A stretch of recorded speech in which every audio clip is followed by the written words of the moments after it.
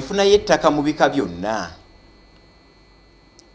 okuggyako ekyaliizi ne customary teyawukana nnyo. Enkola esooka nyangu, ogenda ku Google TV n'osaba omulimu ne bakuwa akasente n'ogenda osasula 5 ku 100. Enkola eyo yakugula n'ogula ettaka. Eyo yenkola esooka bwe bafuna ettaka. Enkola ey'okubiri bwe bafuna ettaka, obeera ne maama wo oba ne taata wo oba ne jjajjaawo n'owangaala okubasinga ne bafa n'olisikira. Era abantu abasinga ettaka lya jjajja lya taata lya ssenga basikira sikire. So enkola esooka yakugula, enkola ey'okubiri yakusika, kusikira ttaka, inheritance. Enkola ey'okusatu yakuweebwa. Esther nonsanyusa nnyo nenkugamba tugende ku Old Kampala nga tuvudde wano nenkwata ekyapa nenkikuwa era nenkiteeka mu mannya go, kye bayita donation or gifting. Nenkuwa ekirabo ky'ettaka. Era abantu abasinga wano bafunye ebirabo bingi eby'ettaka. Enkola si yakusatu. Enkola abantu gye babadde tebamanyi era esinga okubatiisa ate nga abantu abasinga gye basinze okuyitamu nga bafuna ettaka y'ey'okulibba.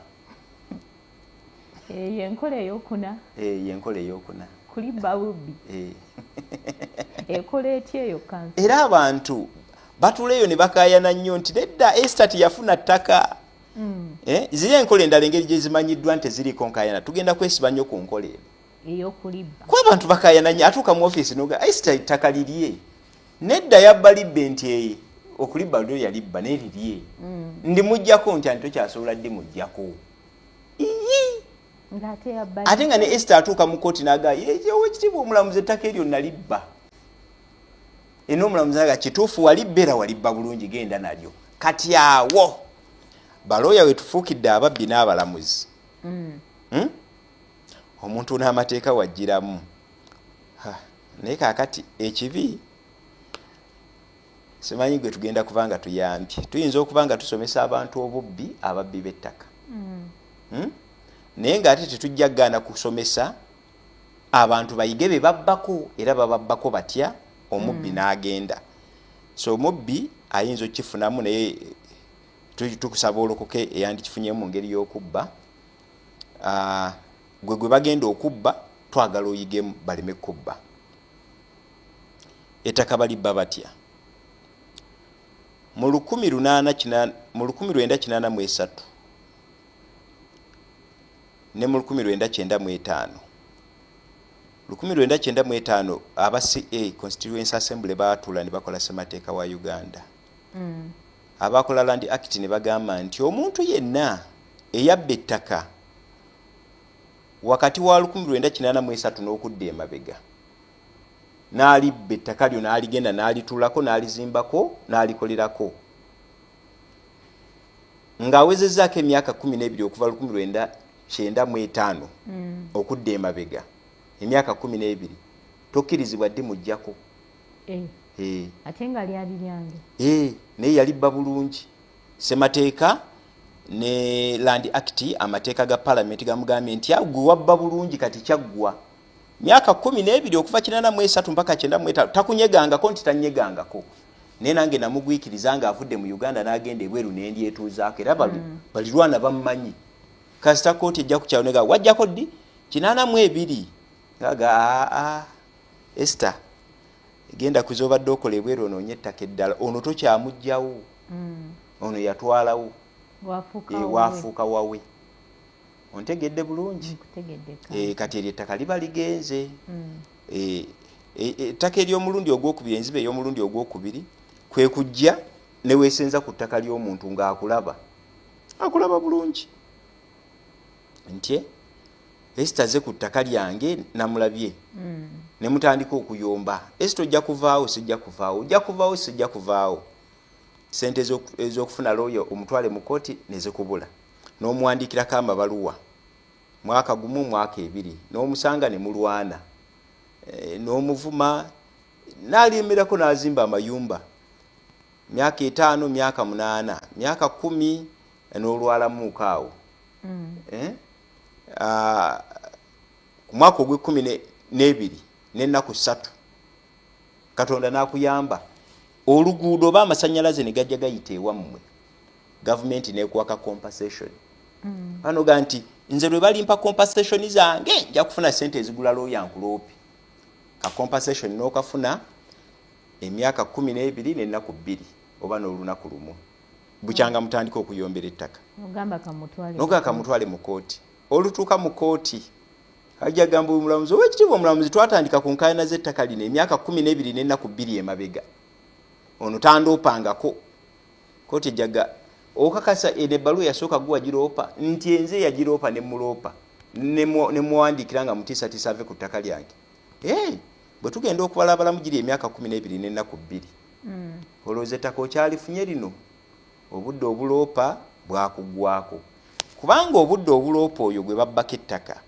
butandikira ku lunaku lumu n'emyaka 12 kasita emyaka 12 giyitawo ng'oyo guwa eyabba ettaka lyo ng'omulaba muyomba buyombi naawe okimanyi tomuwawaabiranga mu kooti kumuggyako ttaka lyo omukisa ogumuggyako ettaka lyo guba gukuweddeko era nga gukuyiseeko era ettaka oba tokyalizza okuggyako ng'olaze ebintu bino wammanga nti ebbanga eryo lyonna mbadde mulwadde nga ndi mu ddwaliro seesobola emyaka egyo gyonna mbadde saamanyaako mbadde siriwe era nga sikimanyangako nti omuntu ono yasaalimbira ku ttaka lyange mbadde mulwadde natabuka omutwe mbadde sikimanyangako nali mwana muto ontegedde nali mwana muto nga siina kapasite eroopa kati bwe mpezezza emyaka kwe kumuloopa otherwise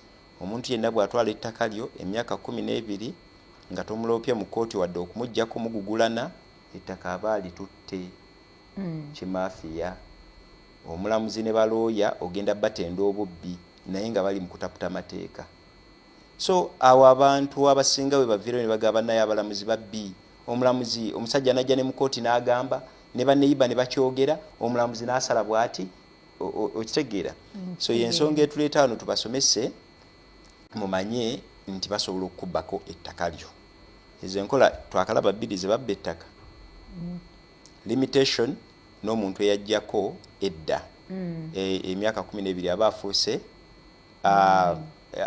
aba afuuse nannyini ettaka omulala yagenze ne yeesenza ku ttaka lyo lyonna toliiwo oli bulaaya oba wafa n'agenda ku ttaka lyo lyonna yiika 10 n'atandika ozirimako amayinja we gayita kasitaweza emyaka 12 waddembe okutambula n'agenda mu gavumenti n'agigaba nange mbadde ku ttaka lino emyaka 12 nkoleddeko ebyamaanyi teriyo alijjako njagala mumpe ekyapa kyalyo we call it title by adverse possession. Title by adverse possession bwe mbeera ennyo ku ttaka lyo nga lyonna nze alikozesa nsobola okukola ki nsobola okulitwala nga nkimanyi si lyange nenze nzize nendikozesa nembeerako teryangobako nsobola okugenda mu gavumenti nensaba ekyapa ekyo era ne bakusiimulayo mu byapa ne bateekako nze ate toyinza dde nzijjako kubanga gavumenti eba erimpadde manfuse kyerondera okitegedde so oba osobola okufuna title by adverse possession ettaka n'olitwala ne libeera lityo mu bufunze ezo zengeri omuntu gyasobola okufunamu ettaka ng'alibbye kubanga obubbi bw'ettaka bukkirizibwa mu Uganda mu mateeka oli asobola okukubbira mu mateeka so gwe abadde agugulana n'omuntu ku ttaka lyo toyonoona budde bungi nga tonnamuloopa duka emisinde omuntu oyo omuloope nene bwe mutandika okugugulana nga tomuloopa emyaka 12 ne giyitawo ettaka lyo bagenda kulibbera bw'otuuka wange nga myaka emeka kati giri 13 tuyomba salosalo yazikyusa kyapa kyaba yakitwala mu butuufu aba akubbye bulungi